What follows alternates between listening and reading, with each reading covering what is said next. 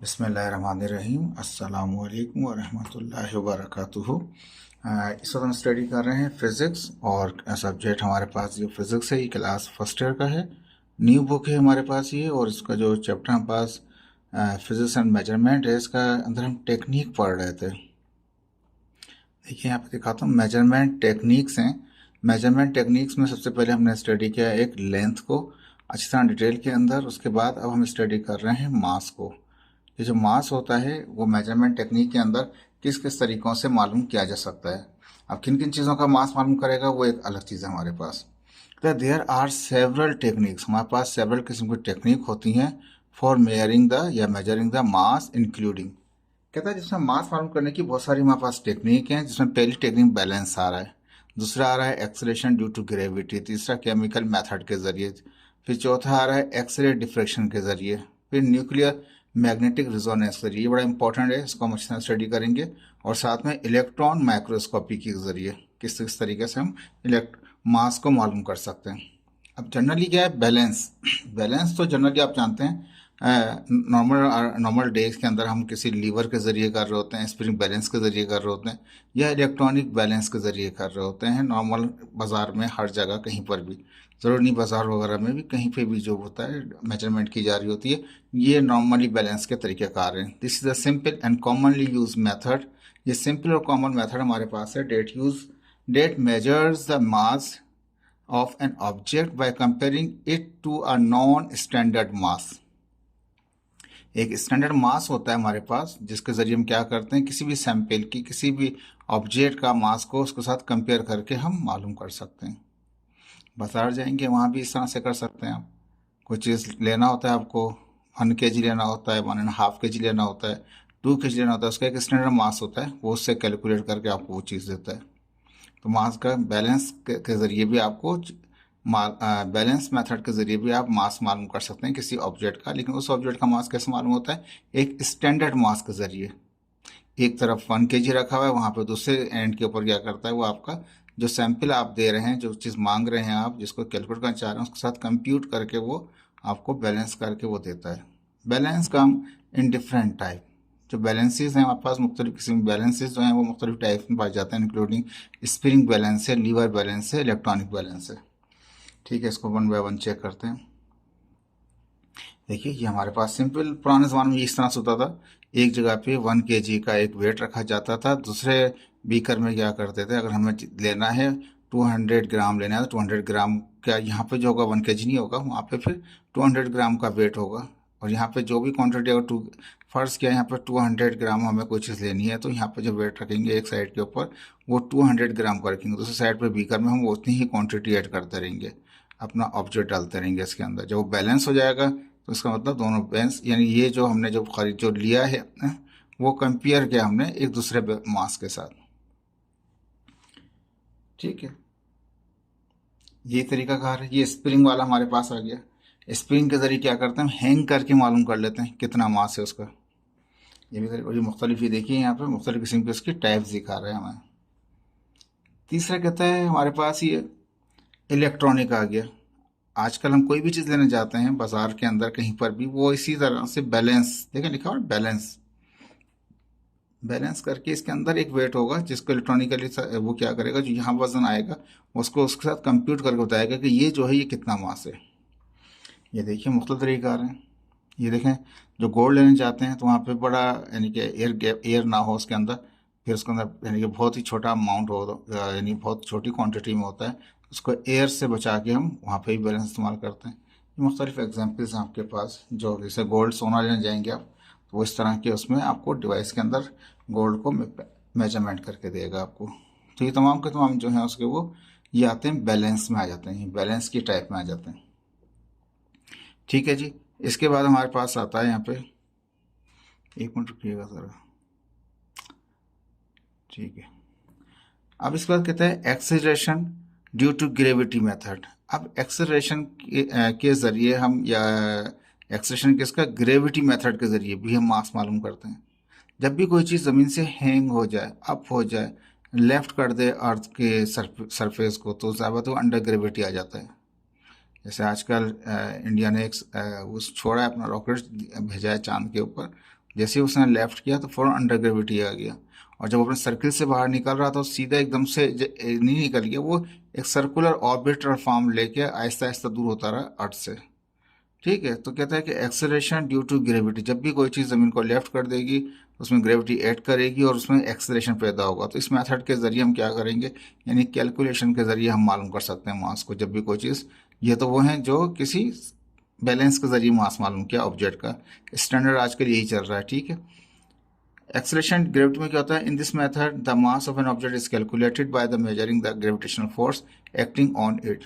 जो gravitational force लग रही है किसी ऑब्जेक्ट पे, उसका मास को हम कैलकुलेट कर सकते हैं। और ग्रेविटेशनल फोर्स कब लगती है, जब कोई चीज़ बॉडी लेफ्ट हो जाए, अप हो जाए अर्थ से। And then using the equation of motion to calculate its its mass, उसके मास को हम कैलकुलेट कर सकते हैं किसके ज़रिए, मोशन की इक्वेशन ऑफ मोशन के ज़रिए, यानी कि मैथमेटिकली सॉल्व कर सकते हैं। इसमें कुछ दिखाने की ज़रूरत नहीं है आपको। इसके बाद आ गया हमारे पास केमिकल मेथड। क्या है हमारे पास, the mass of an object can also be determined by observing changes in its chemical composition. जाहिर बात है, एक रेक्टेंड है, एक साइड एरो के एक साइड पे रिएक्शन कोई सा भी हो, चाहे डायरेक्ट हो चाहे इनडायरेक्ट हो आपके पास, ठीक है, जो फॉरवर्ड या रिवर्सेबल रिएक्शन हो हमारे पास, जो भी रिएक्टेंट साइड पे कंपोजिशन आपने इस्तेमाल किया और प्रोडक्ट बन गई, एक केमिकल रिएक्शन बन गया हमारे पास, तो कहता है कि उसके मास को आप डिटरमाइन कर सकते हैं। तो मास of an object can also be determined by observing changes in the it's chemical composition, उसकी केमिकल कंपोजिशन में चेंजेस हो रही, कैलकुलेशन के जरिए भी कर सकते हैं आप, और दूसरा हमारे पास साइंटिफिक तरीकाकार भी है, such as during a chemical reaction, जो हो सकता है कोई केमिकल रिएक्शन हो, और या measurement of the amount of material consume, जो इस्तेमाल हो गई या प्रोड्यूस हो गई, या तो उसमें ख़त्म हो गई या उसने जनरेट कर दी। तो केमिकल रिएक्शन के जरिए हम, केमिकल मेथड के जरिए हम क्या करेंगे, मालूम कर सकते हैं अब उसके मास को। ठीक है, जो भी रिएक्शन के अंदर हमारे पास है, ये भी एक तरीका कार है। देखिए, ये मास है हमारा, मालूम करेंगे कोई भी रिएक्शन मिक्सचर हो रहा है हमारे पास, ये मास बैलेंस के ला रहा है हमारे पास। ये और भी टाइप दिखा रहा है आपको, ये सब के सब क्या करते हैं, एक ये साइंटिफिक वर्क में इस्तेमाल कर रहे होते हैं, लेकिन यहाँ पे जो बात कर रहे हैं, यहाँ पे अभी ये बात कर रहे हैं कि ये कोई भी कंपोजिशन हो रही है, कोई भी चीज़ केमिकली कंपोज हो रही है आपके पास, उसमें या तो वो कंपोज होने के दौरान वो या तो मटेरियल वो कंज्यूम हो गया, या वो उसने कुछ जनरेट कर दिया हमारे पास। तो मैथमेटिकली भी इसको निकाल सकते हैं, यानी कि मैथमेटिकल हिसाब से केमिकल इक्वेशन को बैलेंस करके उसके नंबर ऑफ मोल और उसके मॉलिक्यूल की तादाद के ज़रिए हम उसके कंपोजिशन को, उसके अंदर जो सब मास है उसको हम कैलकुलेट कर सकते हैं। मैट्रिक में अपने बहुत प्रॉब्लम किए थे इसके, और अभी जो फर्स्ट ईयर की नई बुक आई है, यानी कि अभी आपके पास तो पब्लिक नहीं हुई है, पब्लिश नहीं हुई है यहाँ पे, मैंने देखी है, वो उसमें क्या है कि वो वही चीज़ें आ रही हैं जिसमें मास वगैरह कैलकुलेट करते हैं, मास मास रिलेशनशिप वगैरह भी इस तरह की चीज़ें भी हैं आपकी। तो मास कैलकुलेट कर सकते हैं केमिकल रिएक्शन के ज़रिए, केमिकल इक्वेशन के ज़रिए, मैथमेटिकल इक्वेशन के ज़रिए, या फिर किसी साइंटिफिक वर्क के ज़रिए जो दिखाया जा रहा था वहाँ पे। इसके बाद आता है X-ray diffraction. This method use X-ray. इस मेथड में क्या करते हैं, यूज़ करते हैं एक्सरे को to measure the spacing of atom, एटमों के दरमियान का जो स्पेस है उसके ज़रिए हम मास को मालूम करते हैं, किसके, एटम के, in a crystal, and determine its atomic mass, और उसका हम एटॉमिक मास भी मालूम करते हैं। ये तीनों के तीनों बड़े इंपॉर्टेंट है हमारे पास। दोबारा रिपीट करता हूँ, ये मेथड जिसमें हम यूज़ करेंगे एक्सरे को। और डिफ्रैक्शन है, तो डिफ्रैक्शन ज़्यादा बात है, हमारे पास दो टाइप के होते हैं, एक कंस्ट्रक्टिव और एक डिस्ट्रक्टिव। कंस्ट्रक्टिव में कुछ क्या होगा, पॉजिटिव होगा, और डिस्ट्रक्टिव में क्या होगा, वो बिल्कुल ही सिग्नल ज़ाया हो जाएगा हमारा जब वो डिफ्रैक्ट करेगा, और वहीं पे कुछ ना कुछ मास होता है। उस मास को, इसमें एटम को, यानी कि यहाँ तो सिंपल मैं एटम की बात कर रहा हूँ, जो एक्सरे वगैरह किए जाते हैं हमारे पास चेस्ट वगैरह के, तो उसमें इसी तरह से डिफ्रैक्शन के जरिए चेक किया जा रहा होता है। तो कहता है कि दिस मेथड में हम यूज़ करते हैं एक्सरे को जब एक्सरे को इस्तेमाल करते हैं एटम, क्रिस्टल एटम के स्पेसिंग के दरमियान, और डिटरमाइन करते हैं एटम मास को। किस तरीके से देखिएगा ज़रा इसको, यहाँ पे देखें, ये एक्सरे दिखा दिया, ये देखिए, ये नॉर्मल था, ये बोन थी उसकी बैक, और ये नॉर्मल था सारा, लेकिन यहाँ पे क्या मास आ गया। तो एक वहाँ पे डिफ्रैक्शन वगैरह हुआ होगा वहाँ पे, देखिए यहाँ पे कुछ मास नज़र आ रहा है, यहाँ पे कुछ मास नज़र आ रहा है, यहाँ पे कुछ हल्का सा मास है, ये कुछ अलग से चीज़ नज़र आ रही है उसकी। तो ये एक्सरे के ज़रिए आप चेक कर रहे होते हैं। और ये जो हम बात कर रहे थे एटम की, क्योंकि ये मैंने दिखा दिया आपको चेस्ट एक्सरे, लेकिन एक्चुअली वो जो बात कर रहा था वो इसकी बात करता है, यानी कि एटम की। अब यहाँ देखें दो टाइप के हमारे पास ये जो क्या कहते हैं इंटरफेरेंस होती है, एक तो कंस्ट्रक्टिव होती है, एक डिस्ट्रक्टिव होती है हमारे पास। एटम्स हैं, एटम का स्पेसिंग है हमारे पास। अगर ये हमारे पास एक एक्सरे आई, एटम से टकराई, एटम ने जनरेट कर दिया, बहुत ही ख़तरनाक प्रोसेस होता है। जब भी एक्सरे आती है किसी एटम के अंदर तो इसको झंझोड़ के रख देती है उसको, यानी कि अपनी एनर्जी उसमें मुंतकिल कर देती है एटम के अंदर। और एटम क्या करता है, उस सेम एनर्जी को वापस इमिट भी करता है। तो बहुत ही डिफ़िकल्ट किस्म का एक प्रोसेस है, चाहे ह्यूमन का हो, चाहे किसी सॉलिड स्टेट में आप कर रहे हो, लेकिन कोई जो एटम है हमारे पास वो हिल जाते हैं, क्योंकि पूरी एनर्जी एब्जॉर्व करते हैं। उसके बाद फिर क्या करते हैं, वो सेम एटम क्या करते हैं, सेम एनर्जी को इमिट कर देते हैं। अब देखिए ये आए, दो रेस दिखा रहा है यहाँ पे, जिसकी वेवलेंथ भी दिखा रहा है, ये स्पेसिंग दिखा रहा है एटम के दरमियान की। एटम ने जनरेट कर दी, जनरेट की तो आगे एक सिग्नल आ गया, ये कंस्ट्रक्टिव है। जब कुछ वहाँ पे नहीं होगा और वो इजीली पास हो जाएंगी तो एक कंस्ट्रक्टिव आ जाएगा आपके पास। डिस्ट्रक्टिव में क्या होगा कि ये स्पेसिंग तो अपनी जगह होगी, लेकिन क्या होगा कि वो सिग्नल एक दूसरे को कैंसिल कर देगा और एक डार्क किस्म का इमेज आ जाएगा। इस हमने भी एक्सरे देखा था चेस्ट वाला, एक धब्बा नजर आ रहा था हमें वहाँ पे, एक स्पॉट नजर आ रहा था हमें। Spot mean something. फिर इसी की कैलकुलेशन के जरिए कि एटम से एटम के दरमियान का जो क्या कहते हैं हमारे पास डिस्टेंस होता है, हम मालूम करते हैं उसके मास को, कि इसका मास कितना है, कितनी कितनी कैपेसिटी का मास है इसका।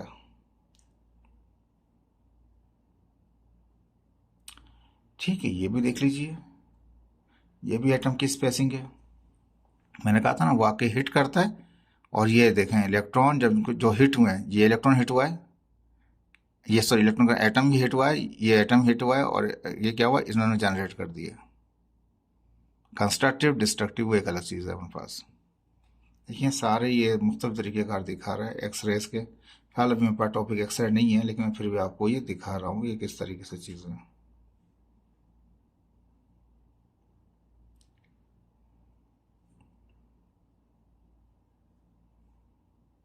ठीक है, तो ये हो गया हमारे पास एक्सरे के जरिए। तो एक्सरे डिफ्रैक्शन, डिफ्रैक्शन होगा तो उसमें कंस्ट्रक्टिव भी हो सकता है, डिस्ट्रक्टिव भी हो सकता है। और हम एटम की स्पेसिंग के क्रिस्टल में जो एटम होते हैं, या जिसमें कि क्रिस्टल के अंदर जो एटम होते हैं उनके अंदर जो एटम से एटम का स्पेस होता है, उसके ज़रिए हम मालूम कर सकते हैं, एटम डिटरमाइन कर सकते हैं एटॉमिक का मास, कि वो एटॉमिक मास क्या है जिससे ये टकराया है, और टकराने के बाद इस तरह का बिहेव किया है उसने, कंस्ट्रक्टिव या डिस्ट्रक्टिव। इसमें सेकंड लास्ट आ रहा है न्यूक्लियर मैग्नेटिक रेजोनेंस। देखें ये न्यूक्लियर मैग्नेटिक रेजोनेंस पुरानी टर्म थी, लेकिन आजकल इस टर्म को न्यूक्लियर से हटा के ये कर दिया मैग्नेटिक रेजोनेंस इमेज कर दिया। एम मैग्नेटिक का, रेजोनेंस का आर, और इमेज का आई, MRI। तो न्यूक्लियर मैग्नेटिक रेजोनेंस क्या होता है पहले ये समझेंगे, उसके बाद फिर MRI को भी देख लेंगे। This method use magnetic field, बहुत ही खतरनाक चीज़ है। कहता है इस मेथड में क्या करते हैं, इस्तेमाल करते हैं मैग्नेटिक फील्ड को इस्तेमाल करते हैं, एंड रेडियो वेव्स को इस्तेमाल करते हैं to measure the mass of a molecule. जो कोई भी मॉलिक्यूल है, चाहे वो ट्यूमर की शक्ल में हो, चाहे किसी मास के शक्ल में हो, उसको हम क्या करते हैं, हम न्यूक्लियर मैग्नेटिक रेजोनेंस के ज़रिए उस ऑब्जेक्ट का, मॉलिक्यूल का मास मालूम कर लेते हैं। ठीक है, किस तरीके से देखिए इसको ज़रा यहाँ पे कहता है न्यूक्लियर मैग्नेटिक रेजोनेंस आखिरकार होता क्या है। कहता है एक पार्टिकल जो होता है, सॉरी न्यूक्लियस जो होता है, एक पार्टिकल का जो न्यूक्लियस होता है वो बिहेव कर रहा होता है, उसमें नॉर्थ और साउथ पोल होते हैं, नॉर्मल बिहेव कर रहा होता है वो। लेकिन इस वक्त क्या होता है, मैग्नेटाइजेशन जो होती है इसकी वो स्टेडी स्टेट में होता है, नॉर्मल होता है, स्मूथ होता है, नॉर्मल होता है, कुछ भी चेंजिंग नहीं हो रही थी उसमें। लेकिन अगर कोई एक्सटर्नल मैग्नेटिक फील्ड इसको हिट करे या इसको आके रिएक्ट करे तो क्या होगा, ये अलाइन हो जाएगा उसके साथ। और अब नेट मैग्नेटाइजेशन जो मैग्नेटिक फील्ड होगी नेट, अब वो ज़ीरो नहीं होगी, नॉन ज़ीरो होगी। ठीक है, तो यहाँ कहता है मैग्नेटिक रेजोनेंस फिनोमेना क्या है हमारे पास, जो हमारा टॉपिक दे रखा था। तो nucleus act as a tiny bar magnet. जो न्यूक्लियस होता है किसी एटम का, वो बिहेव कर रहा होता है एक छोटे से मैग्नेटिक पार्क के तौर पे। एक नॉर्थ होगा, एक साउथ पोल होगा। In the absence of external magnetic field, इस वक्त कोई मैग्नेटिक फील्ड नहीं है। Such tiny magnet are arrange randomly, ये जो मैग्नेट होते हैं इसमें जो न्यूक्लियस में होते हैं वो रैंडमली अरेंज हो रहे होते हैं। Net magnetisation at steady state, यानी स्टेडी स्टेट का होता है नॉर्मल हो चुका होता है वो, अब कोई चेंज नहीं होता, वो जीरो होती है, इसके अंदर कोई भी चेंजिंग नहीं होती। ये तो हो गया नॉर्मल स्टेट। अब कहता है इन द प्रेजेंस ऑफ, ये किसका बता रहा है, न्यूक्लियस की बात कर रहा था ये, ठीक है, ये एक न्यूक्लियस की बात कर रहा था। आप कहिएगा in the presence of strong magnetic field, बहुत बड़ा जुल्म होता है भाई साहब, ये एमआरआई कराना ही चीज़ है। जो प्रेजेंस होती है किसकी, स्ट्रॉन्ग मैग्नेटिक फील्ड की, जब हाई फील्ड मैग्नेटिक फील्ड हम उसको इंसर्ट करते हैं, टाइनी मैग्नेट, जो tiny magnet tends to align, ये बिल्कुल उसी के साथ मिल जाता है। ये जो मैग्नेट, जो टाइनी मैग्नेट बना होता है, ये उसके साथ जो बाहर से फील्ड आती है उसके साथ मिल जाता है, अलोंग द फील्ड के साथ। Probably can be computed by Boltzmann ratio के जरिए इसको हम इसके लिए कुछ रिजल्ट निकाल देते हैं। Non zero net magnetisation result निकलता है इसके अंदर। देखें ये अब मैग्नेटिक फील्ड आ गई, ये नज़र आ रहा है ब्लू आपको, एम दिखा रहे हैं, ये एक मैग्नेटिक फील्ड आई, इसमें सारे लाइन हो गए, जो नॉर्थ है उससे निकलती फील्ड साउथ में आ रही होती हैं। ये देखें बिल्कुल ये अलग होगा। ये एक प्रोसेस है, तरीकाकार इसका। आप देख लीजिए यहाँ पे क्या है, न्यूक्लियर मैग्नेटिक रेजोनेंस, जिसको NMR कहा जाता है। स्पेक्ट्रोस्कोपी होता है, ये is widely use to determine the structure of organic molecule in solution and study molecular physics and crystal as well as non crystal material. कहता है इसमें स्टडी कर रहे होते हैं नॉन क्रिस्टल मटेरियल की, क्रिस्टल वाले मटेरियल की, और ये स्टडी कर रहे होते हैं न्यूक्लियर मॉलिक्यूलर फिजिक्स की, उसमें भी NMR आ रहा होता है हमारे पास, जिसमें स्ट्रक्चर को देख रहे होते हैं ऑर्गेनिक मॉलिक्यूल के किसी सॉल्यूशन के अंदर। तो ये एक प्रोसेस होता है। NMR जो है is also routinely use in advance medical imaging technique such as magnetic resonance imaging MRI। ये जो NMR है ये इस्तेमाल हो रहा होता है किसके अंदर, हमारे पास MRI के अंदर। MRI provide detail image, MRI क्या करता है, डिटेल इमेज देता है of any part of a body, किसी भी पार्ट ऑफ बॉडी का, स्पेशली सॉफ्ट टिश्यू का, in all possible planes and has been used in the area of cardiovascular, neurological, musculoskeletal and oncological imaging। मुख्तलिफ किस्म की terms हमारे पास नजर आ रही हैं, ये बायोलॉजी के हिसाब से इन तमाम चीज़ों के अंदर क्या कर रहा होता है, वो इमेजेस दे रहा होता है ये, ठीक है। अब आ जाते हैं इसका लास्ट टॉपिक हमारे पास। देखें 2 लाइन लिखी थी लेकिन ये समझना ज़रूरी था आपके लिए, इसको रिपीट करके देख लीजिएगा ताकि पक्का आपको याद हो जाएगी। इलेक्ट्रॉन माइक्रोस्कोपी किया हमारे पास है, दिस मेथड यूज इलेक्ट्रॉन, वहाँ मैग्नेटिक फील्ड इस्तेमाल हो रही थी, यहाँ पे इलेक्ट्रॉन इस्तेमाल हो रहे हैं।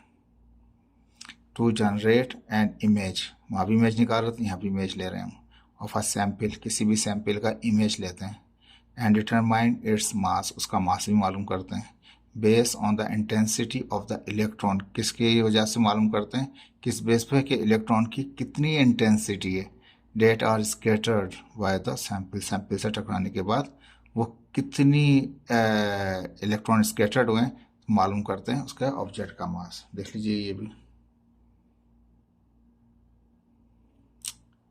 ये है इलेक्ट्रॉन माइक्रोस्कोपी, माइक्रोस्कोप है, सॉरी माइक्रोस्कोप, इलेक्ट्रॉन माइक्रोस्कोप है, may refer to a transmission electron microscopy TEM, where soft electron go through a thin sample, scanning transmission electron microscopic STEM STEAM क्या करता है, छोटा सा सैंपल लिया जाता है किसी टिश्यू का, किसी ऑब्जेक्ट का, उसके ऊपर इलेक्ट्रॉन गुजारते हैं उसमें से, वो देखता है स्कैटर्ड कितना होता है, उस रेशो से मालूम करते हैं इसमें कितना मास है उसका, या ये ऑब्जेक्ट क्या है।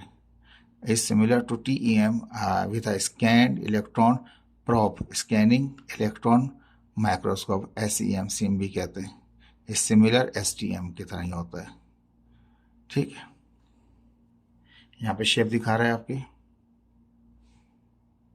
देखिए जी यहाँ पे भी दिखा रहा है आपको। ये फर्दर देख लीजिए, ये है डिवाइसेस, जिन डिवाइसेस के ज़रिए हम आप यहाँ पे इलेक्ट्रॉन्स कॉपी कर रहे होते हैं। इलेक्ट्रॉन माइक्रोस्कोपी कर रहे हैं, बहुत छोटे सा सैंपल लेंगे किसी टिश्यू का भी और उसको हम स्टडी करेंगे। ये तमाम देख लीजिए माइक्रोस्कोपी हैं इलेक्ट्रॉन की, लेकिन इलेक्ट्रॉन बीम इस्तेमाल होगी इसके अंदर। देखिए कंप्यूटराइज चेक कर रहा है, तरीक़ेकार हैं ये सारे डिवाइसेस, सब चीज़ें। देखिए रिसर्च का लेवल कहाँ से कहाँ तक पहुँच चुका है। अभी आपको सिर्फ समझाया जा रहा है, बताया जा रहा है आपको, ये आगे जाके इनको डिफाइन किया जाएगा। फिर देख लीजिए यहाँ पे एक ऑब्जेक्ट दिखाया है यहाँ पे, electron microscopy is used to investigate the ultra structure of a wide range of biological and inorganic specimen. जो भी सैंपल हमारे पास इनऑर्गेनिक का है या बायोलॉजिकल का है, ठीक है, उसको अल्ट्रा स्ट्रक्चर्स को इन्वेस्टिगेट कर रहे होते हैं इलेक्ट्रॉन माइक्रोस्कोप के जरिए, including micro organism, cells, large cells भी होते हैं, लार्ज मॉलिक्यूल्स भी होते हैं, बायोस्फीयर भी कर रहे होते हैं सैंपल की, मेटल की, क्रिस्टल की। ऐसा नहीं बायोलॉजिकल ही है, मेटल की भी आ गया, क्रिस्टल का भी आ गया। It is used in biological research to investigate the detailed structure of tissues, cell, organelles, and macromolecules complexes.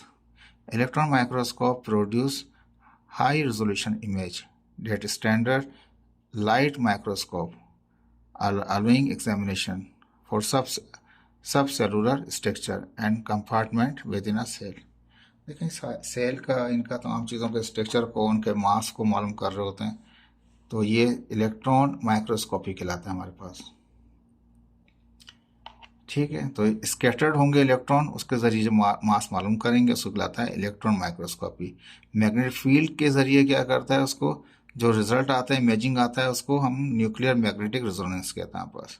और एक्सरे में क्या हो रहा है कि वो डिफ्रैक्शन हो रहा होता है एटम के साथ, तो एटम का जिससे भी एटम से टकराता है, अगर डिफ्रैक्शन कंस्ट्रक्टिव है तो कोई इमेज नज़र आ रहा होता है, डिस्ट्रक्टिव होता है तो बिल्कुल स्पॉट नज़र आ रहा होता है वहाँ पे एक्सरे फील्ड। केमिकल रिएक्शन में हमने देखा था वहाँ पे, वो किसी भी केमिकल रिएक्शन के अंदर हम कैलकुलेशन के जरिए भी कर सकते हैं, कंप्यूटर के यानी कि रिएक्शन, जब वो रिएक्टेंट और प्रोडक्ट कोई सॉल्यूशन बना रहा होगा वहाँ पास, उसको भी रख के किसी वेट के ऊपर वहाँ भी चेक कर सकते हैं। एक्सेलरेशन टू ग्रेविटी, जब भी बॉडी लीव कर देगी अर्थ को, उस पर ग्रेविटी एक्ट होगी, तो उसके मैथमेटिकल तरीके से भी और मोशन ऑफ इक्वेशन के जरिए भी उसके हम मास को मालूम कर सकते हैं। बैलेंस ये जनरल है, इसको आप जानते हैं कि ये हम आम रूटीन में, डेली रूटीन में इस्तेमाल कर होते हैं। अब फाइनली कहता है each method has its own strength and weakness. हर मेथड की अपनी स्ट्रेंथ है, अपना वीकनेस है। The choice of which method to use depend on the specific requirement of measurement के ऊपर डिपेंड करता है। होपफुल कि आपको समझ में आया होगा। कोई अगर चीज़ हो तो उसको रिपीट करके देख लीजिएगा, ये क्लियर हो जाएगा आपको। ओके, अल्लाह हाफिज़।